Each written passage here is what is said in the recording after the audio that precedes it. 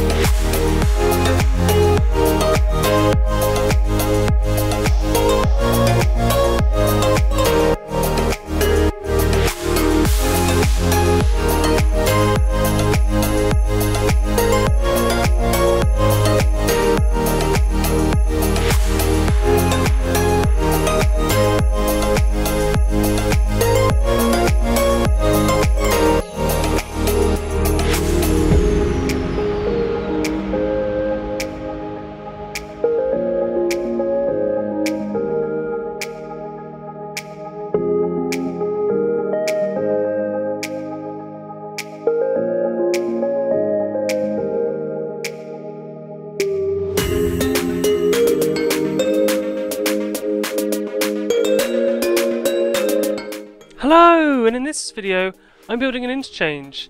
Now this interchange was suggested to me by Yuto, who happens to live in Florida and near Tampa, I believe, and this is the interchange that takes you to Tampa's International Airport. It's on the Memorial Highway, and it's one of the bigger interchanges that I have built.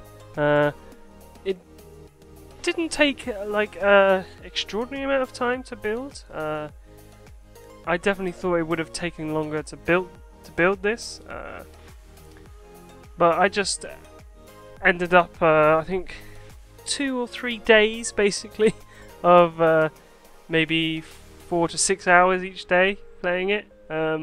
Obviously some of those days I wasn't fully playing the game. I was on people's live streams because Yuto's been live streaming a lot recently, and I've been hanging out on his live streams watching him build, and I've just been building this interchange. So like I said, it's a lot bigger than interchanges that I tend to build. I tend to build smaller interchanges that are easier to detail, but I did go pretty much full out with the detailing. There are some parts of the interchange that are not detailed correctly. If you see those, please just ignore them. I just forgot about parts of the interchange, and once I do the cinematics, I don't tend to go back and redo everything, because then that would mean I would have to redo all the cinematics, which can take upwards of an hour to 2 hours to do the cinematics. It's only small parts. The main part of the detailing was done, and I did like a different type of detailing with this build. I added different colours with the surface painter and with farm textures and stuff, but I'll talk about a bit more about that when we get closer to that part of the video. So as you've been watching for the last couple minutes, I'm basically looking at Google Maps, looking at the Tampa area where this interchange is next to the airport, just trying to get the basic layout of the interchange right, just like overlapping all the roads, not worrying about heights or anything,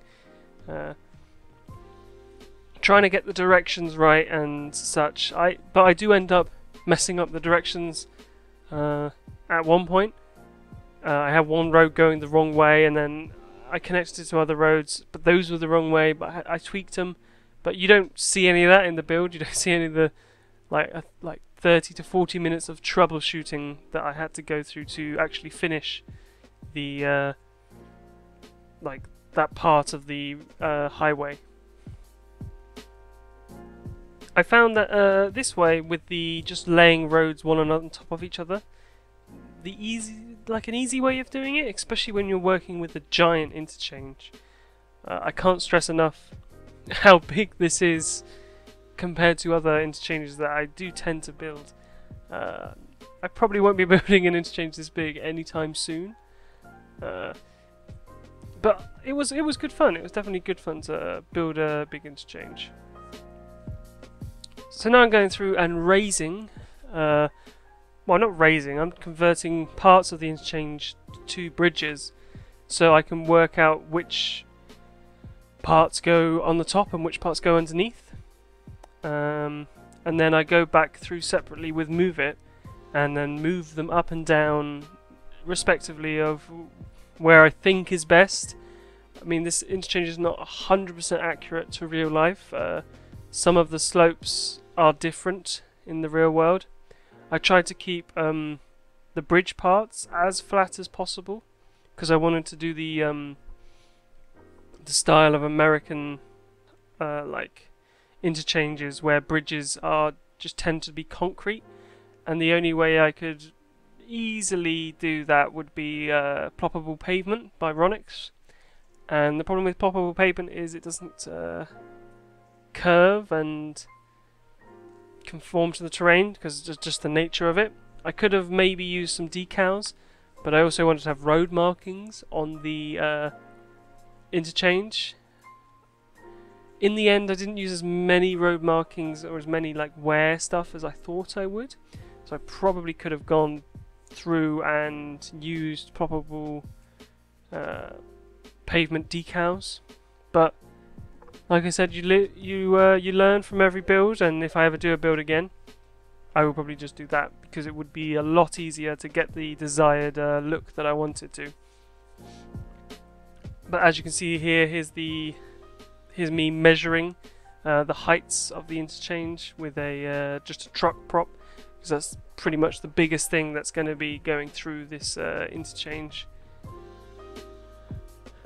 And I'm trying to level out things, get it correct. It's a pain when they're all at these weird angles and they join each other. It doesn't really work. So here it is. Here I am using the ploppable pavement, and to get it on the bridge at the correct length, I simply use the prop line tool, then hold Control and then click, and it brings up the special menu within prop line tool where you can adjust, move and change things that you've done with the prop line tool. So I simply draw the line of the designated length and space, and then move it to another place, place it down, and then copy it and put it up. I just found that's the easiest way of doing it, because when you move it with Move It, you can turn off fix to ground, and it just causes it to float, and it's just a nice smooth layer of concrete that is added.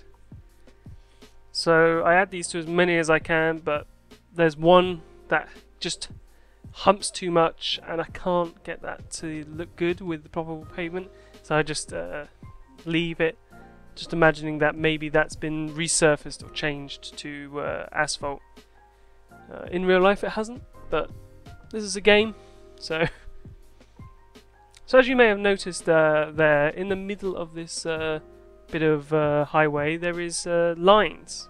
Now in real life those lines are sand banks, or they're like drainage areas, because Florida has a lot of water, a lot of flooding, has a lot of these drainage pools where water flows into them.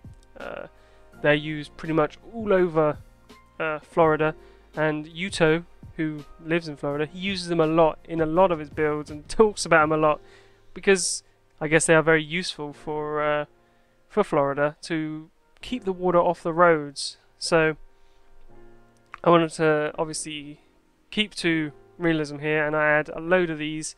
So just imagine the white lines are in fact sandbars, because there aren't obviously no prop sandbars that would fit in this area. There are some bigger ones from Beard Monkey, but they are way too big for what I need to do. So this white sort of chalky decal worked quite well for that.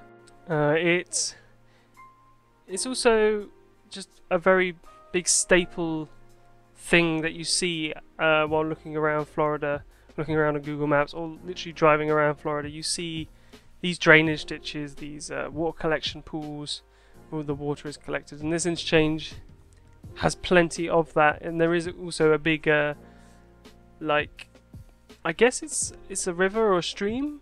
Not 100% sure on the terminology. It's probably part of a floodlands, or is it bayou, I believe is like the correct term, like swampy area. Just keep the water off the road, to keep it less likely to flood, I guess. So this is a bit more of a complicated runoff area.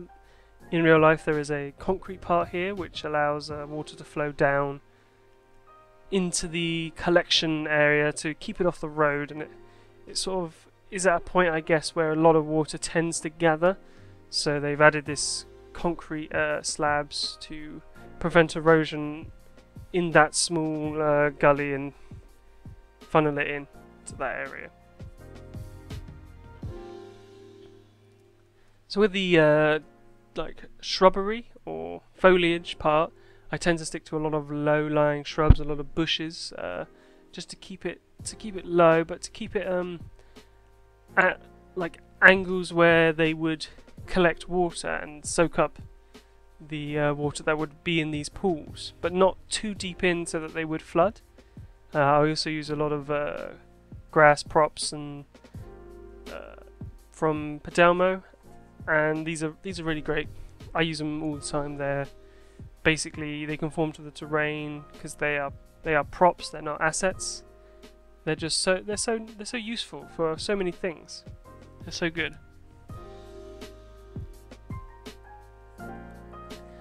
So now we've skipped a bit where I've done a bit of changing. I've used the I'm using the springwood theme with this build, and I've changed the grass texture to, I believe it's the fertile one, so it's changed the texture a bit, and it just gives it a bit of variance between points, because I leave some the same and then change others and add a lot of dirt decals and a lot of foliage. I find a good way to add variance is just to add some dirt decals and to maybe even sink them into the ground so they become a bit fainter, because they can be a bit dark, and then add some foliage along the outside, maybe some small bushes, even some grass, just to break up the sort of transition between the decal and the ground. It makes it look more realistic. There are obviously ways this could be improved. I just haven't thought about them yet, and other people, I guess, haven't thought about them. But like I say, every day you learn, you build, you learn new techniques, new things. That's all I'm here to do. I'm here to teach you, or try and teach you, new techniques. And I'd like to hear all your techniques in the comments of how I could improve what I do to make it look more realistic and just, I guess, feel like the place or the country I'm trying to imitate. So there's a bit more foliage detailing and some surface painter, more decals I placed down, but that's pretty much the gist of the build. I hope you enjoyed, and I'll see you next time.